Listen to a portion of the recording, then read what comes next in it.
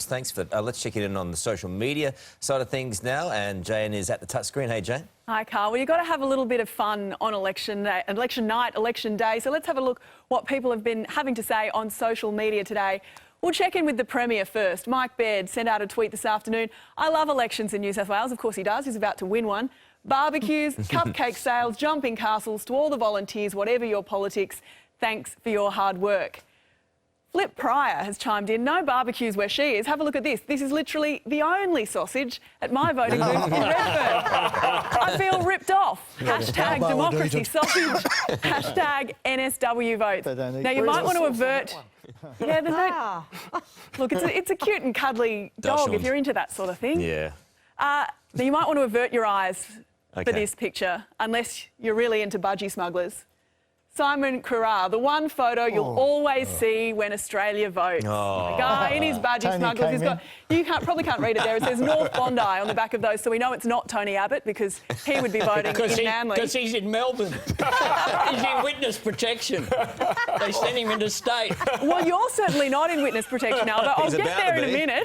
Yeah, he needs to be. Hang on, where's Bill Shorten at the moment? Yeah. Is he in China? He's in China, isn't he? Oh, right, he's a long way. A lot of rabbits. Yeah, he's not a New South Wales person. You might have noticed. Look, I'll check in on him on Twitter later, but first we've got this suspicious-looking tweet here from Dunk's office. Thank you. I might tweet that for you. Getting a few pointers from Carl Stefanovic before Nine's coverage of New South Wales votes. You've got to get the hair right. But just to prove that Carl doesn't take sides, Anthony Albanese's been tweeting too.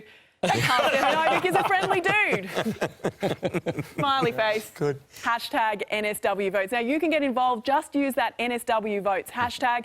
You got a question for our panel? Let us know. We'll put it to them. Or if you want to tell us what you think of Laurie's boot, we could add another hashtag up there. Laurie, what do you think? Hashtag Laurie's boot. Yeah. Tell us who you want to see kicked out. All the fun on social media, Twitter, Facebook and Instagram. Get involved. There's a fair chance you're going to get a lot of Let's Boot Carl coming out. Isn't that right, Laurie? Oh, look, I would hope not, Carl. I think I'd have to censor that. All right, how do you see it panning out? A couple of minutes to go for us and we're going to news, but in half an hour's time, what are we going to see? Look, if our exit poll's accurate, I would expect Labor to pick up between 12 and 15 seats. They might be happy with that, and it gets them halfway back to government, I suppose. But really, they probably should have done better than that, given what happened in Queensland, where they got back into power in one term. I think that the Premier's campaigning, the Premier's likeability factor has held Labor back, but also it's hard to come back from the corruption stuff that we saw 4 years ago. It'll take them. OK, quick word from every panel member if we can. Ballina and Lismore, two retiring National Party people, Don Page and Thomas George. We are very hopeful Thomas in isn't those... retiring, is he? No. Yeah, no. Well, he's going to be tonight. I should say. That was a bit of a slip of the tongue. I fell for that one. No, of course, this is where there is a great battle in relation to the Greens, and those preferences are going to be important. So let's see what happens in Ballina and Lismore. Quick Yeah, look, I've been with Mike Baird for the last 3 weeks and Troy Grant. I have never been, and I've been involved in many, many elections. This is my 6th. I've never seen anything so positive and so welcomed by the people. Quick one, Duncan. Look, the results are not going to be uniform. No. You will see probably some of the early seats that should go, not go, and some of the ones a bit higher. It depends on the issues. We're talking about the North Coast. CSG is a huge issue, and that's going to affect seats. All right, quick one from Albo, very quick. Going to be a big push in the next 3 minutes. OK, we've got to go, yeah. Well, the scene is Get out there and vote. We'll have continuous coverage all night long. Again. And now it is time for the news with Georgie Gardner.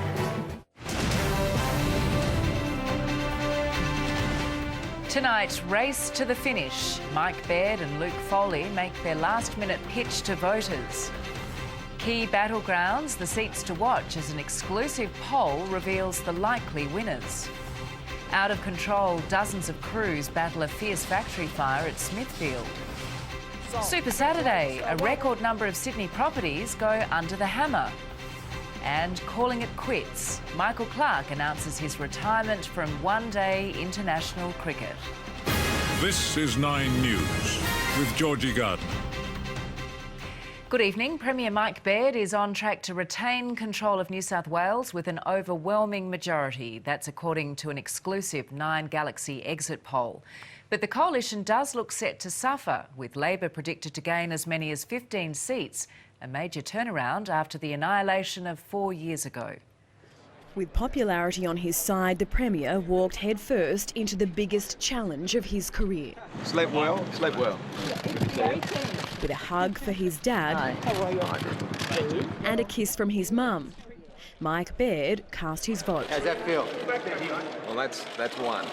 Well, hopefully two. I was about to say. Hoping the rest of the state will sign up to his plans. It's an exciting day, and I think it's a really important choice for the people of the state. Watching from the sidelines, Bruce Baird, proudly wearing the team jersey.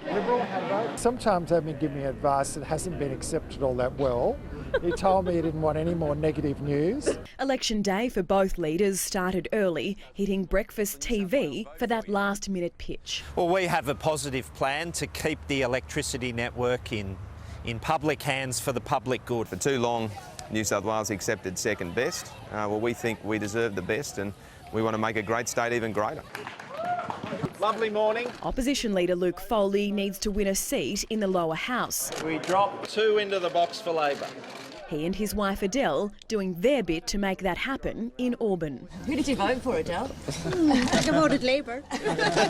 Labor! Labor! There was plenty of support Okay, and selfies. Just 83 days in the job, Luke Foley is hitting his stride as leader. The polls say he won't be Premier at the end of the day, but as throughout the entire campaign, he's still optimistic about toppling Mike Baird. Good bloke. He's my second pick for Premier today. Their policies are poles apart, but today their breakfast was the same. Thanks, mate. Good on you. Luke Foley tucking into an election day sausage. Mike Baird did the same. Sausage sandwich early is what you always got to do, so... Before heading to the battlegrounds in Sydney's marginal seats, there, not everyone was a fan. We voted for you too.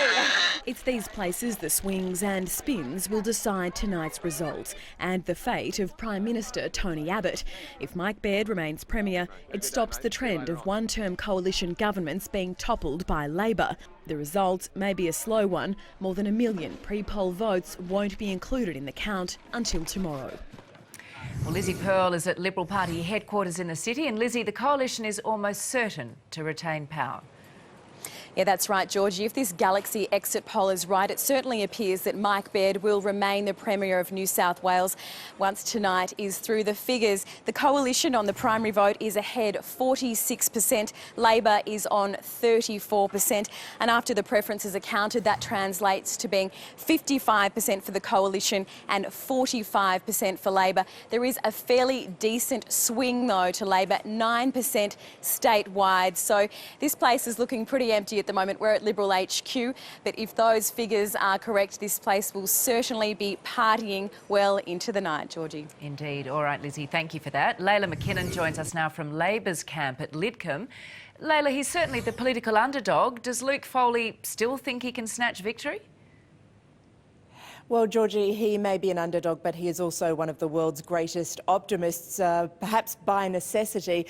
But Luke Foley has certainly campaigned hard and with a cheery determination. He continued to do so today. He said anyone who's followed politics knows that in the last 10 years, if you think an election is unwinnable, you are a fool. So he campaigned right across the state, but none more so than in the swinging seats. They're the hot seats of the state, those that could swing either way. Jodie McKay, Labor's star candidate for Strathfield, all smiles this morning. I promise you I'll vote for you. The former Newcastle MP, supported by her federal colleague Tony Burke. My path, I thought, was elsewhere, yet here I am standing here outside an election booth again. Labor is relying on her high profile after a 19.5% swing to the Liberals at the last election. The party is also hungry to regain many of its former strongholds in Sydney's west and southwest. Electricity privatisation a hot topic in Campbelltown today. Yeah, well, with the price goes up more, a lot of families won't be able to afford it. In Penrith, the Liberals are expected to be delivered a blow by their former federal colleague Jackie Kelly. She's running as an independent and is controversially giving her preferences to Labor. We've got 30% rusted on Liberal, 30% rusted on Labor, but there's that 40% of swingers. Labor's hopes for Balmain lie with Verity Firth. In 2011, Greens candidate Jamie Parker won by just 250 votes. It'll be very tight again this time, but that's the wonderful thing about democracy. It keeps us all on our toes. I've even had conversations in the queues just a minute ago where someone changed their vote because of a conversation I had with them. One of the biggest battles is in the state's smallest electorate, the new seat of Newtown, which was created by a boundary change. Notionally, it belongs to the Greens, but switching from Labor's upper house is Penny Sharp. One of the big issues deciding the vote in Newtown is the Baird government's $15 billion WestConnex project. With homes here being destroyed and streets set to be transformed, many locals are angry. And today they expressed their frustration at the polling booth. We want to see the money going into public transport. For Newcastle and Central Coast voters, electorates damaged by the scandals of ICAC, their issues came down to trust. That has swayed me, yes, yeah. I don't trust people like that. All eyes watching these seats tonight to see which way the votes will fall. Laura Tunstall, 9 News.